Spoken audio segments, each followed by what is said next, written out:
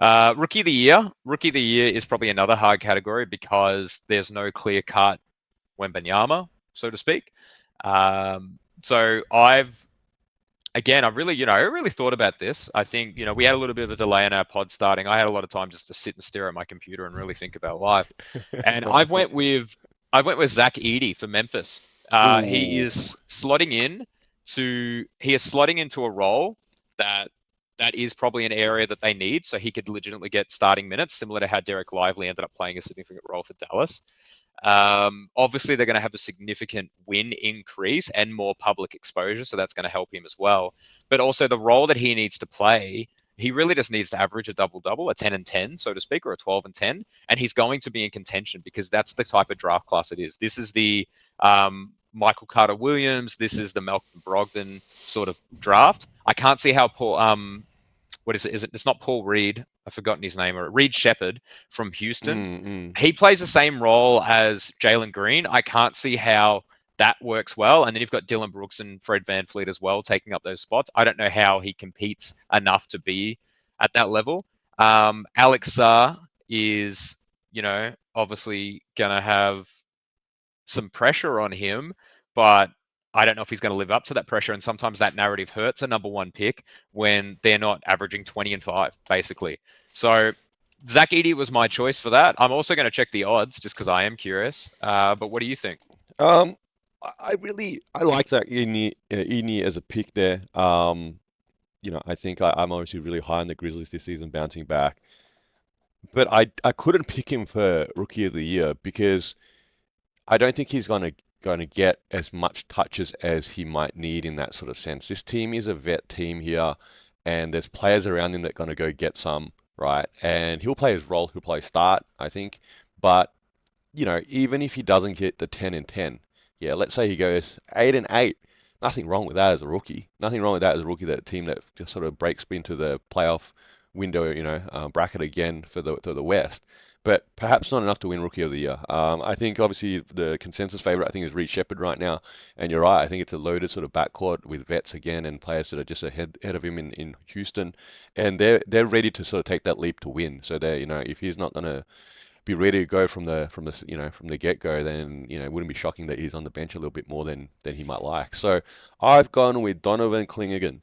Yeah, from the Portland Trailblazers here. Clingan? Clingan, Clingan? Clingan. I don't know. Look, man, it feels like another one. You got to Google how to say his name, right? But I've gone with him for the Portland Trailblazers because let's be clear with one thing. There's a couple of players that are around him that might affect his minutes, like Aiden, for example. Yeah, true. But Aiden's not their future.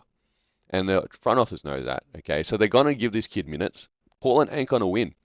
Okay, and by the time we hit the 40, 50 game mark of the season, it's going to be probably fairly clearly in the standings that that's going to be the case. Yeah, this season is not going to be a playoff season. That's not the goal here anyway.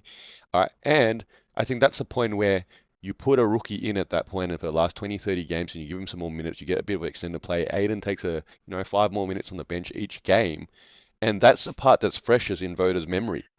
Yeah, that second half of season, you could come out the great gates hot, but you've forgotten what's happening in November, December by the time you get to the point that you're voting, unless you stay hot the whole season, man. All right, so I think that part's important too. So I think he probably could be in line for a closer to 10 and 10 stat line with some good peripheral sort of contributions there, but remain fresh in the memories there. Because I don't know who else on this list that jumps out that goes might turn into a 20-point scorer a night, from as a rookie. I don't know. I don't think there's anyone on that list. But I think that's probably where the rookie of the year has progressed. Where what we do now is really look at, are they on a winning or impactful team? And then when that falls through, you look at the lower records, but you need to have really good stats to do it. So Wembanyama beat out Chet, and that was because of his individual play, not because of the team success. But there was such a legitimate case for Chet last season where, he's fulfilling the role and he's being a star in that role and he's on a really good team and he's impacting winning. And that was a huge conversation. And so when you look at, say, Zach Edey versus Clingan or even Alexander Sarr, you've got players who they're going to need to average 20 or even 22 Mm. to compete with someone who's on an impactful winning team, right? And that's where that's when you also reflect a little bit. No one's going to be scouting the Trailblazers. All right. The Trailblazers are going to be your easy schedule win, and they're going to be doing a bit of a cardio session against you. So yeah, he probably could surprise you for 20. So that has to be the expectation. Whereas Zach Edey, if Zach Edey can average 12 and 10 or 14 and 12 or something like that along those lines, even a block or two, if he's doing that on a team that clearly is being scouted and treated a bit more seriously on the regular season schedule, that has to carry some weight as well. I think you raised a good case with Chet and Wemby last season, and think about momentum, man. Chet did come out the gates hot. Yeah, Chet was all conversation, and Wemby sort of shot poorly in the first few months of the season.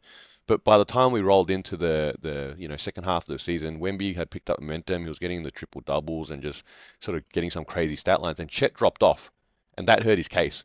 Like, what if you'd flipped that? What if Wemby came out the gates really hot? Chet had a really hot second half of the season, and the OKC Thunder secured the #1 spot in the West. That sounds like a much better narrative for for Wemby to win the award versus the other way around where he lost steam by the time we got to the playoffs. And again, we're talking about narratives. So look at us. We're totally creating a case here.